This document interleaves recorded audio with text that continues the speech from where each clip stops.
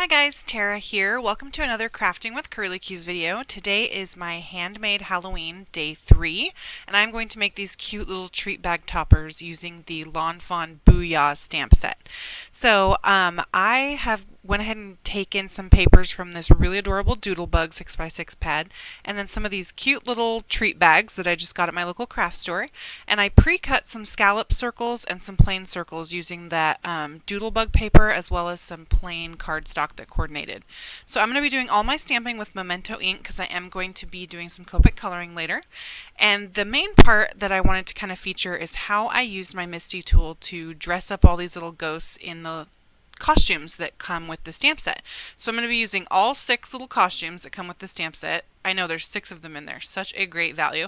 So, but I will make a confession to you guys and say that sometimes stamp sets like this kind of intimidate me because I'm not 100% sure how to get all the elements onto the little creatures. So I kind of wanted to do a little demo on that because I don't know if I'm the only one that's intimidated by this or what the deal is. But this is how I decided to do it.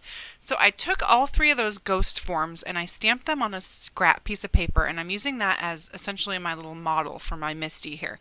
So I'm taking the little hat and the hook for the pirate costume, and I'm going to dress up one of those little models. And then I'm going to go ahead and close my MISTI, and that's going to get those stamps on there exactly where they need to be to fit both on the ghost's head and on his hand for the hook. So then I've got my clean sheet of Nina 110 pound solar white cardstock, and I'm going to stamp those elements there. And then I'm going to go ahead and take some of my Inkadinka-Doo stamping mask paper, and I am going to stamp the little hat and the hook on that Inkadinka-Doo paper so I can create some masks so I can put my ghost on there.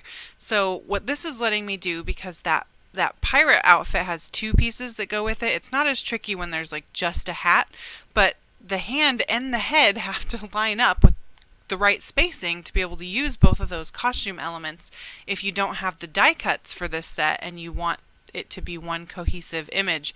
So it's a little tricky to get them to line up. So the MISTI tool is a really fabulous way to do that, and you could do this with a Stamp-A-Majig also if you have one of those, and just be able to do the placement ahead of time. And using those little models that I did is a really great way to get that spacing down. So now that I've cut my masks out, and you can see that I didn't cut them out perfectly because I don't need masking around the whole image, I just need kind of under the hat and then under the bottom of that hook there. I'm going to pop those little masks on.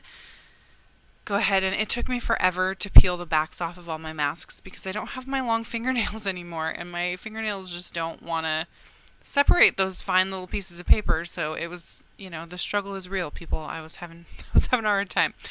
Anyway, so now I can take my ghost form and line him up, and he lines up absolutely perfectly with those images. So now I'm just going to use my magnets to hold that paper down, ink him up, and go ahead and stamp there. And then when I peel up these masks, voila, perfect little Jack Sparrow ghost here. I think he's super cute. And now I'm going to use the MISTI to go ahead and line up the last element of this costume, which is this super cute little eye patch for him, and get that on there, and then I can stamp his little face in the middle too.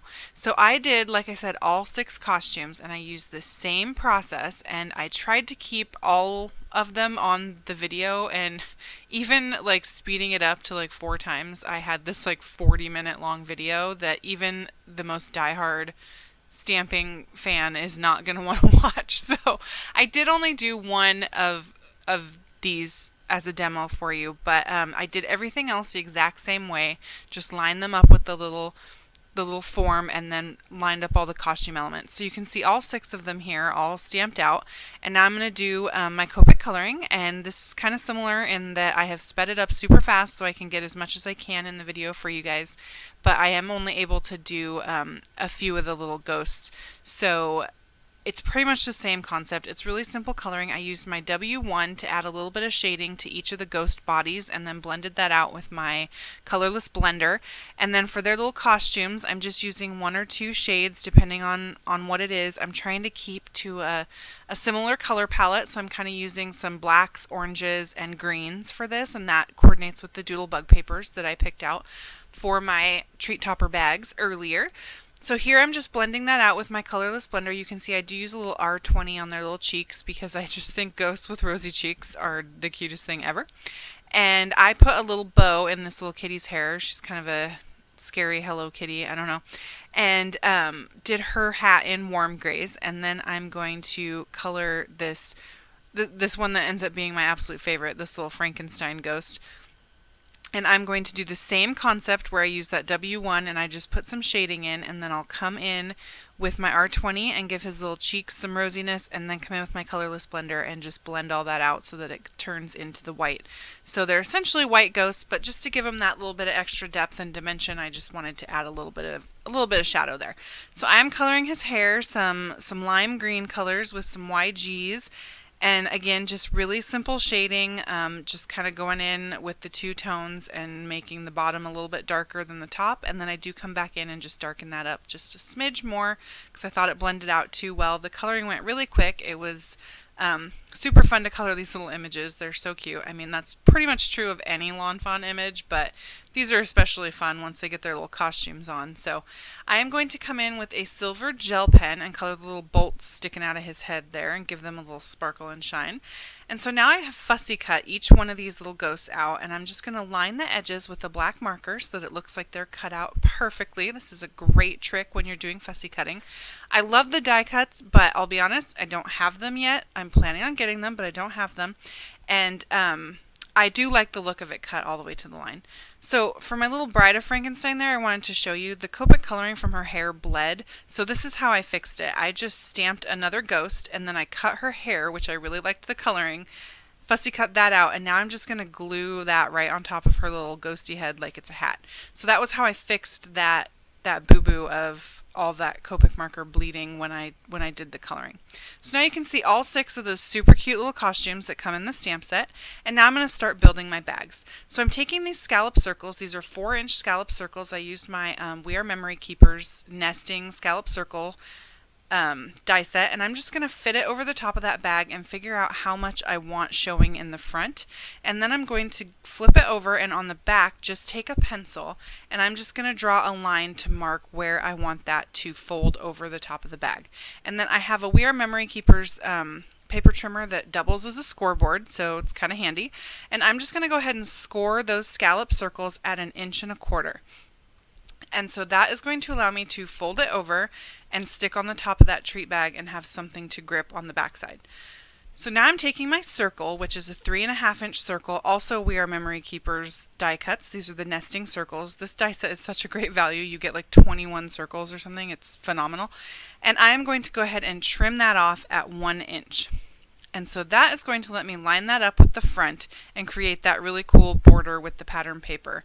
So I'm going to do the exact same process for every single one of these scallop circles and these circles with the trimming and the scoring. My brain went dead. I couldn't think of that word.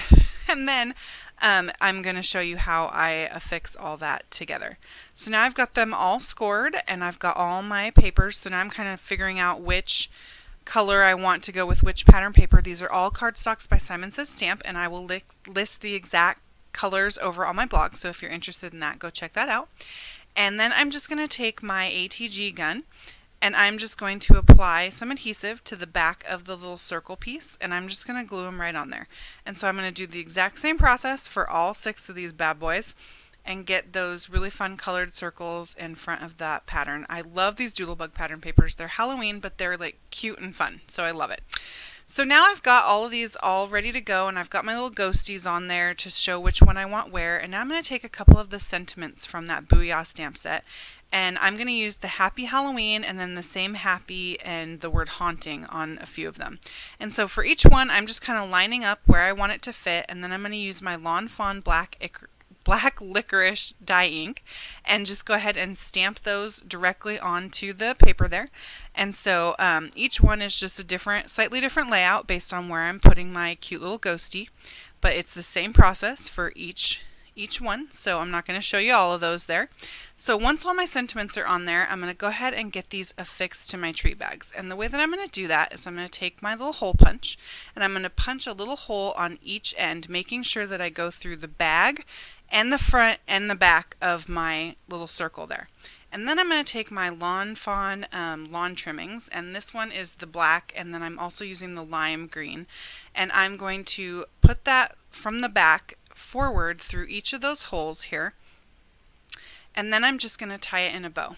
So what that does is it affixes your treat topper to your bag, so you can fill it up, it's going to stay on, and then the recipient can just untie the bow and pop it off there and access whatever fun little treats you want to put in these bags. So you could put little candies or confettis or whatever you wanted to do for Halloween. I did make sure I left a good little amount of tails there so that if you wanted to retie it later, it's not too short to get retied. And then once that is on there, I'm going to take my little ghost and I'm just going to use a couple of foam squares, and I'm going to pop the little ghost up off of the treat topper bag here and create a little bit of dimension by popping the ghost up. So once I get that little guy on there, I am just going to do the exact same process for all 6 of these bags and get them all tied on. And then what I'm going to do is do the fun part at the end where you add the flare and the bling. So I have some of these adorable little bats, which are my favorite thing this Halloween, and I'm determined to use them on every project that I make for Halloween, and they come out of the Batty Borders Die by Memory box. So this is a super cute, really affordable little die. You can see it cuts these 3 bats out, so you could use it as a border, or I like to use the pieces that come out as confetti. I wanted to show you there, that was the Mama Elephant Lots of Stars, so a similar concept where you get all these amazing little pieces that you can use for lots of different projects. I didn't end up using the stars, I thought I was going to, but I still wanted to show you how you can find these affordable dies that will add a lot to a project. And so now I'm taking some sequins by Pretty Pink Posh. This is the spooky mix that Paulina has in her shop special right now for Halloween. It comes with these really great purples, oranges, greens, and then there's some marshmallow sequins in there as well as some sparkly pumpkins. So I wanted to go ahead and use those to add some little accent on my project. And then I'm going to take my Signo Uniball white gel pen and add some white dots to the cheeks of the ghosts. And I will add some Wink of Stella to all their little costume pieces, as well as those cute little bats that I have on there. And then these projects are going to be all done. So this is just a really fun way that you can embellish some of those little treats you want to give out for Halloween, or whatever you'd like to use them for. I think they're just really sweet. So you can see how they sparkle and shimmer, and I've got all 6 of them laid out here for you so you can see. So here is a look at all of the finished treat bags when they're all together. I think anyone would be thrilled to get one of these. And then here's a close-up. You can see all that shimmer and shine on there for you. Thank you guys so much for watching. I really appreciate you stopping by. If you like this video, please hit subscribe, give me a thumbs up, leave me a comment. I'd love to hear from you all. I'm going to list all the supplies that I used over at my blog, so go ahead and visit me there. You can also visit me on Facebook, Pinterest, and Instagram. Here is day 2 of my Handmade Halloween series, as well as another card featuring this stamp set. Thanks guys. Bye.